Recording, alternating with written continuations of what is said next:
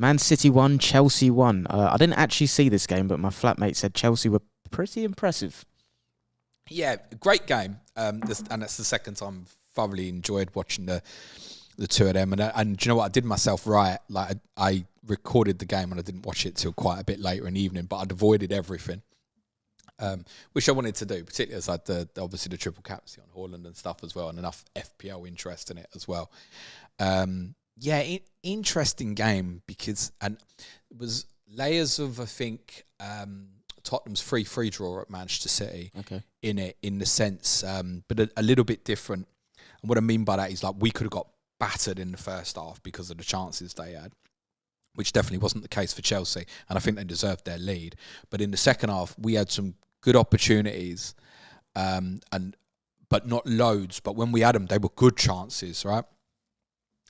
And it was kind of similar for Chelsea at the weekend. I mean, better touches from Jackson, the potential Sterling chance, which I think would have made it 2-0 in the second half. He had one before his goal as well, where he took a heavy touch as well, Sterling, or I think it was possibly offside. Yeah, they had some big moments. And I think a lot of it was created because of Cole Palmer's role, which I said I'd mentioned, where bad for fantasy, played a bit of a deeper role, was actually joining on occasion Fernandes and Caicedo as part of a midfield three, with Gallagher staying higher. So it was dropping into the space behind Alvarez. And it was really clever, actually, from Pochettino, if that was the design, because that was a real weak point for City. If you remember the 4-4 draw, Doku played on the left wing in that game. And we discussed after that game if part of the reason for the chaos in that game, and it was an incredible game, was because Doku played and Chelsea kept targeting that side. When Reece James played that game, might remember Reece James assisted the Sterling goal. Can't remember. In the first half, down that side. And Chelsea kept creating chances on that side. But it wasn't just let's get it out to Palmer that side. It was drop him in and get Gusto to run off the back of that, carry Doku up the pitch. And the beauty of Palmer dropping into almost right side of a midfield three was the fact that not just with Doku on that left-hand side, but Alvarez inside of him was weak defensively.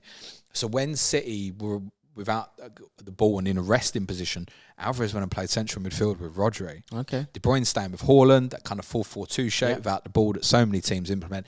But Alvarez as a central midfielder. How did it go? Not good, mate. Not good without the ball. Not an overly criticism in his position. I think... This is what I said on Friday on our differential show. I don't think we'll see that much again against good opponents. But this is what I feel this City team, when you run at them centrally, they look vulnerable in my opinion. But they'll get away with it more against Brentford tomorrow night if he wants to do the same. And it's not to say do it again, but I think, and we must remember Kovacic was obviously unavailable, so it might have been a very different Manchester City lineup, but that caused them problems. I wouldn't take too much notice of it further forward. There's one, it's not a major concern from a City perspective, because I don't think we'll see that again in some of the bigger games. But there is also a desire to keep Alvarez in that team at the moment. I don't think they both play tomorrow, Alvarez and De Bruyne, that is. I think it'll probably be one or the other, and the other one will be a sub. I don't know which way that will go. Not that it matters at this particular moment in time, and whichever one plays tomorrow might have an impact on which one plays on Saturday. Yeah. Is a possibility as well. I think City play Luton, I want to say, on the Wednesday in the Cup. So there's space in between 26 and the Sunday game against United. It's fine. Plus, what did we say, obviously, last week about get a good lead against Copenhagen? So two goal advantage. Exactly. You can probably afford to take a risk or two. I'm probably not play De Bruyne in, say, the Copenhagen second leg, for example. Rodri keeps popping up, don't he? He gets these like odd returns. We've said big game Kev for how long? Yeah, big game Rodri. It's a bit like that. I feel like it's probably clutch Rodri. Yeah. Clutch Rodri. He is a clutch guy, isn't he? Honestly, the amount of times he does it, and in the biggest moments as well. Like even when he scores against the shit teams, it seems to be like 5 minutes to go or something. Yeah. Really, really big moments. And he's come up for them again this weekend. And you'll have heard me say a few times recently, I didn't hate it for an FPL perspective. Yeah. It's exactly that. If you knock in the goal, he's going to get good returns. Would he get 11 from the game or something, I think? I'm not sure, actually. Didn't realise it was that high. Stanley with the one return. It's because pass completion is so high. I saw something really interesting yesterday, and I don't know who posted this. Some statistical account. It's not an FPL account. but showed. I think with him, we think his pass completion is so high because he's given time.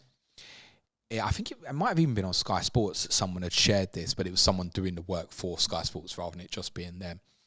But he's played 300 passes more than any other player in the league under pressure this season. Bloody hell. Just how mad that is. Yeah. So it's not just, I think Bruno Guimaraes, I think, might have been second. So it's not just he's sitting there and he's moving it side to side. He's literally being pressed. And because the thing is, obviously, you can win it off him. You're in. You're in. Yeah. Because you've taken him out the game, and if taking him out the game is the best thing. And obviously, this was the closest, basically, City have come to losing the game with him for what? It's like 50-plus games now as a run, isn't it?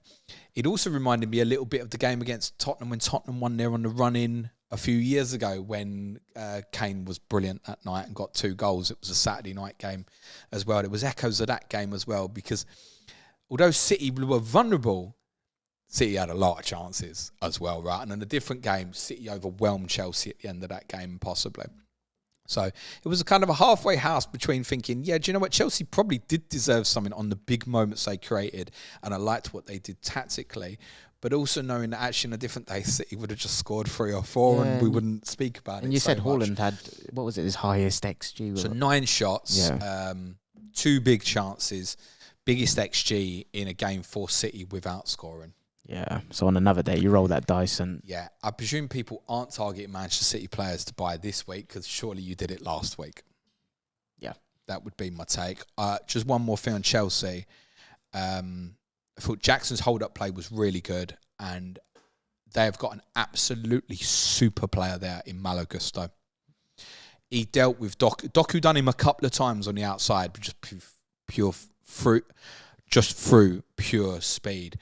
But he did really well off the ball against him and on it, really controlled. Okay. He's making Reece James not a big miss for Chelsea at the moment. Well, that's a huge compliment.